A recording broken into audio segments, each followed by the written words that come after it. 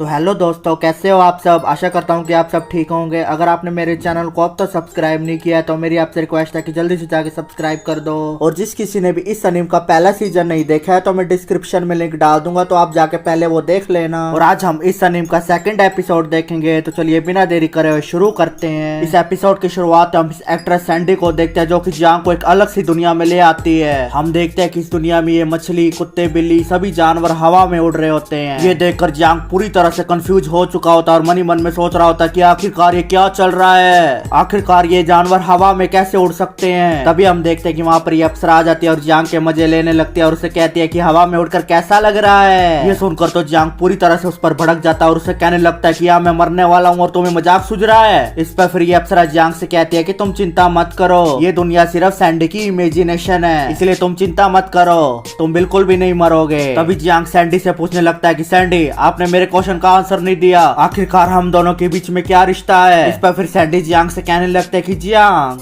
तुम कितने अजीब हो, तुम ये भी भूल गए तुम बचपन से मेरे बेस्टी हो जो हमेशा मेरे साथ खड़े रहते थे। तुमने हमेशा से मेरी हर इच्छा को पूरा किया है। वो तुम ही थे जिसने मुझे एक एक्ट्रेस बनने के लिए इनकरेज किया, और तो और मेरे मुश्किल वक्त में हमेशा से आपने मेरा साथ दिया है। तभी फिर ये बात कहते कहते सैंडी जियांग को गले लगा लेती है। वहीं दूसरी तरफ जियांग की तो पूरी तरह से फटके हाथ में आ चुकी होती है। इसके बाद हम देखते हैं कि सैंडी जियांग को लेकर हवा में डांस करने लगती है। तभी हवा में डांस करते करते ये दोनों एक पेड़ से टकरा जाते हैं और हम देखते हैं कि जियांग पूरी तरह से नीचे गिरकर जमीन में धंस जाता है। तभी वहाँ पर ये अप्सरा आ जाती है और जियांग से कहने लगते हैं कि जियांग क्या हुआ तुम्हें, तुम ठीक हो ना। तो दूसरी तरफ हम देखते हैं कि जियांग की तो पूरी तरह से फटके हाथ में आ चुकी होती है। जियांग सब तरह से कहने लगता है कि आखिरकार ये क्या चल रहा है, मैं तो मर ही जाऊंगा अब। फिर ये अप्सरा जियांग से कहने लगता है कि तुम ऐसे हाथ पर हाथ धरे नहीं बैठ सकते, तुम्हें जल्दी ही कुछ करना होगा, नहीं तो वो तुम्हें दूसरी दुनिया में ले जाएगी। तभी हम देखते हैं कि वहाँ पर एक पेड़ के अंदर दूसरी दुनिया दिखने लगती है, जिसे देखकर फिर जियांग सब तरह से पूछता है कि क्या ये उसी दूसरी दुनिया का दरवाजा है। इस पर फिर ये अप्सरा कहते हैं कि हाँ, ये सब सैंडी की इमेजिनेशन है, अगर तुमने कुछ नहीं किया तो तुम इस दुनिया में चले जाओगे। तभी हम देखते हैं कि वहाँ पर ये एक्ट्रेस सैंडी आ जाती है और जियांग से कहने लगते कि जियांग चलो चलते हैं फैंसी वर्ल्ड में। इस पर फिर जियांग मनी मन में सोचने लगता है कि नहीं, मैं ऐसा नहीं कर सकता, क्या पता उस दुनिया में जाने के बाद मैं जिंदा वापस लौट कर आ पाऊँ भी या नहीं, कभी मैं उस दुनिया में जाकर जानवर ना बन जाऊं, इसलिए मुझे कैसे भी कर इस दुनिया में जाने से बचना होगा। जियांग मनी मन में सोच रहा होता कि अगर मैंने इसके साथ जाने से मना कर दिया तो पता नहीं ये इमेजिनेशन वाली लड़की मेरे साथ क्या करेगी, आखिरकार ये लड़की चलता फिरता एटम बॉम्ब जो है। तभी फिर जियांग कुछ टाइम बचाने के लिए सैंडी से कहता है कि चलो आइसक्रीम खाने चलते हैं। फिर यहाँ से चेंज होता है, हम देखते हैं कि ये दोनों आइसक्रीम खाने चले जाते हैं। तभी सैंडी जियांग से कहने लगते हैं कि तुम छोटे बच्चे हो क्या जो तुम्हें आइसक्रीम खानी है। इस पर फिर जियांग मनी मन में सोचने लगता है कि मुझे आइसक्रीम नहीं खानी, मुझे और थोड़ा टाइम चाहिए सोचने के लिए, आखिरकार मैं क्या करूं। तभी फिर सैंडी बादल की तरफ इशारा करते हुए जियांग से कहती है कि देखो ये कैसा मशरूम है। इस पर फिर जियांग कहता है कि ये एक जेलीफिश है, ऐसे फिश तुम्हें एक्वेरियम में बहुत सारी दिख जाएंगी। जांग के ये कहते जांग एक एक्वेरियम के अंदर आ जाता है जहाँ पर बहुत सारी फिश होती हैं। इस एक्वेरियम के अंदर जांग की पूरी तरह से फटके हाथ में आ जाती है और जांग कहने लगता है कि मुझे बचा लो, मैं डूब रहा हूँ, नहीं तो मैं मर जाऊंगा। तभी वहाँ पर ये एक्टर सैंडी आ जाती है और जांग से कहने लगते है कि तुम चिंता मत करो, तुम सांस ले सकते हो पानी में। इसके बाद फिर जांग अपना हाथ नीचे कर पानी में सांस लेने लगता है और कहता है कि हाँ, मैं तो पानी में सांस ले पा रहा हूँ। वहाँ पर इतनी सारी फिश को देखकर जियांग कहने लगता है कि सैंडी की दुनिया कितनी खूबसूरत है, यहाँ पर और कोई भी नहीं है और हमें कोई देख भी नहीं सकता। इसके बाद हम देखते हैं कि ये दोनों डॉल्फिन्स को देखने के लिए बाहर आ जाते हैं। डॉल्फिन्स को देखकर फिर सैंडी जियांग से कहने लगते हैं कि ये डॉल्फिन्स कितनी सुंदर है, चलो इनको अपने फैंसी वर्ल्ड में ले चलें। इसे सुनकर तो जियांग पूरी तरह से शॉक हो जाता है और कहने लगता है कि नहीं,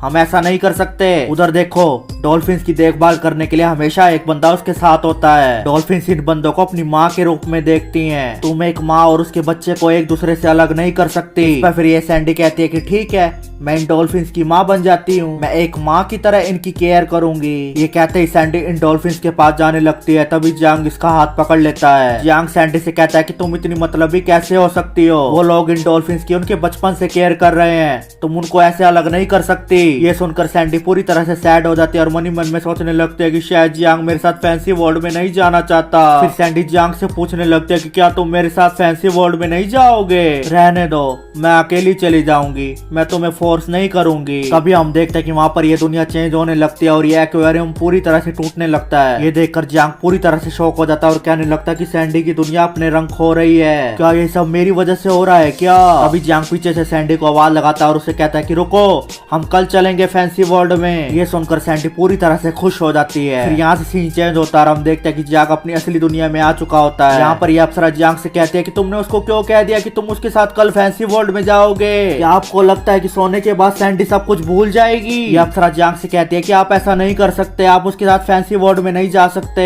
अगर आप उसके साथ फैंसी वर्ल्ड में चले जाते हैं तो वो इस दुनिया में मर जाएगी। आपने अभी तक जो देखा वो सैंडी की आत्मा थी, शायद आप नहीं जानते। सैंडी की बॉडी हॉस्पिटल में है। ये अप्सरा जियांग को बताती है कि अगर सैंडी की आत्मा दूसरी दुनिया में चली जाती है तो इस दुनिया में वो मर जाएगी। इस पर फिर जियांग कहता है कि मैं जानता हूँ। ये सुनकर तो फिर ये अप्सरा पूरी तरह से भड़क जाती है और जियांग से कहने लगते हैं कि आप जानते हैं तो फिर आप ऐसा क्यों कर रहे हैं? आप सैंडी को क्यों मारना चाहते हैं? इस पर फिर जियांग इस अप्सरा को बताने लगता है कि तुमने देखा सैंडी की दुनिया कितनी खूबसूरत है, वहाँ पर कुछ भी बुरा नहीं है, सब कुछ अच्छा ही अच्छा है। मुझे लगता है कि ऐसा इसलिए है क्योंकि सैंडी का दिल इसी तरह पूरी तरह से ब्यूटीफुल और प्योर है, लेकिन हमारा ये रियल वर्ल्ड ऐसा नहीं है, यहाँ पर बहुत सारी बुराइयां हैं। जियांग इस अप्सरा को कहता है कि तुमने कभी सोचा कि सैंडी इस दुनिया को क्यों छोड़ना चाहती है और उस फैंसी वर्ल्ड में जाना चाहती है? मुझे तो लगता है कि इस रियल वर्ल्ड में सैंडी को जरूर कोई ऐसी बात बुरी लगी है जिसकी वजह से वो फैंसी वर्ल्ड में जाना चाहती है, इसलिए उसे इस दुनिया में रखने के लिए मजबूर करना बहुत मुश्किल है। इस पर फिर अप्सरा जियांग से कहती है कि जियांग तुम ये क्या कह रहे हो? फिर जियांग कहता है कि तुम चिंता मत करो, मैं सैंडी को नहीं छोड़ूंगा, इसके लिए मुझे अब थोड़ा सा टाइम चाहिए सोचने के लिए। फिर यहाँ से सीन चेंज होता है, हम जियांग को देखते हैं जो कि अपने घर पर आ जाता है और बाथरूम में नहा रहा होता है। जियांग मनी मन में सैंडी के बारे में सोच रहा होता है कि अगर वो फैंसी वर्ल्ड में चलेगी तो इस दुनिया में वो मर जाएगी। इसके बाद फिर जियांग बाहर आ जाता है और अपने सामने देखता है कि सैंडी उसके बेड पर लेटी हुई है। सैंडी को अपने बेड पर देखकर जियांग पूरी तरह से शॉक हो जाता है। जियांग सैंडी से कहने लगता है कि तुम बिना बताए मेरे रूम में कैसे आ गई? तुमने देखा नहीं कि मैंने कपड़े नहीं पहने हैं, फिर भी तुम मुझे घूरे जा रही हो। इस पर फिर सैंडी जियांग से कहती है कि ठीक है, मैं तुम्हारी तरफ नहीं देखूंगी। वहीं दूसरी तरफ हम देखते हैं कि जियांग का चेहरा तो शर्म के मारे पूरी तरह से लाल हो चुका होता है। इसके बाद फिर जियांग कपड़े पहनने के बाद सैंडी से कहने लगता है कि हम तो कल जा रहे हैं ना फैंसी वर्ल्ड में,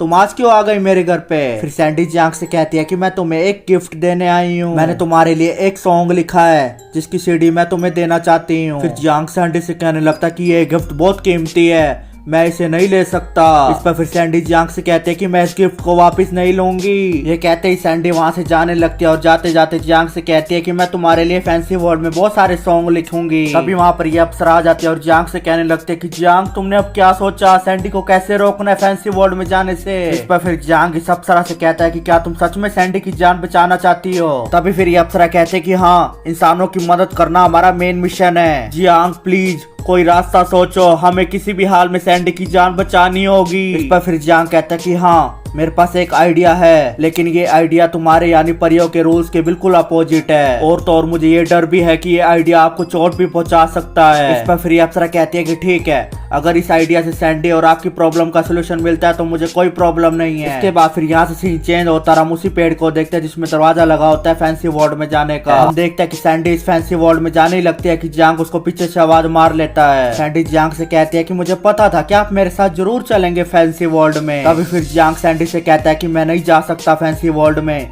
मैं तुम्हें वापस लेने आया हूँ। ये सुनकर सैंडी पूरी तरह से शॉक हो जाती है और जियांग से कहने लगते हैं कि जियांग आप ये क्या कह रहे हो? इस पर फिर जियांग सैंडी से कहता है कि प्लीज उस फैंसी वर्ल्ड में मत जाओ और मेरे साथ वापस चलो। इससे सैंडी बहुत ज्यादा दुखी हो जाती है और जियांग से कहती है कि ठीक है, अगर तुम नहीं आ रहे तो मैं अकेली चली जाऊंगी। तभी फिर जियांग पीछे से सैंडी को कहता है कि आप इस दुनिया में क्यों नहीं रह सकती, आखिरकार आप क्यों जाना चाहती हो फैंसी वर्ल्ड में? इसके बाद फिर सैंडी जियांग को पूरी बात बताने लगती है और कहती है कि एक आदमी के साथ मेरा कॉन्ट्रैक्ट हुआ था, लेकिन उस आदमी ने हर कदम कदम पे मुझे धोखा दिया, उसने मुझसे काम भी करवाया लेकिन मुझे उसके पैसे भी नहीं दिए। सैंडी जियांग से कहती है कि इस रियल वर्ल्ड में बहुत बुरे लोग रहते हैं, इसलिए मैं फैंसी वर्ल्ड में जाना चाहती हूँ अब। फिर जियांग सैंडी को कहता है कि फैंसी वर्ल्ड में भी तुम्हें बहुत बुरे लोग मिलेंगे, जहाँ पर अच्छाई होती है वहाँ पर बुराई भी होती है, इसलिए मैं चाहता हूँ कि तुम इस रियल वर्ल्ड में रहो, तुम्हें यहाँ पर अच्छाई और बुराई दोनों का सामना करना होगा। लेकिन सैंडी जियांग की बिल्कुल भी नहीं सुनती और उस फैंसी वर्ल्ड में जाने लगती है। तो इसी के साथ हमारा ये एपिसोड यहीं पर ही खत्म हो जाता है। अगर आपको ये वीडियो अच्छी लगी हो तो मेरे चैनल को सब्सक्राइब करके जरूर जाएं और इस वीडियो पर लाइक और कमेंट भी कर देना। तो हम फिर मिलेंगे अगले एपिसोड के साथ। Thank you.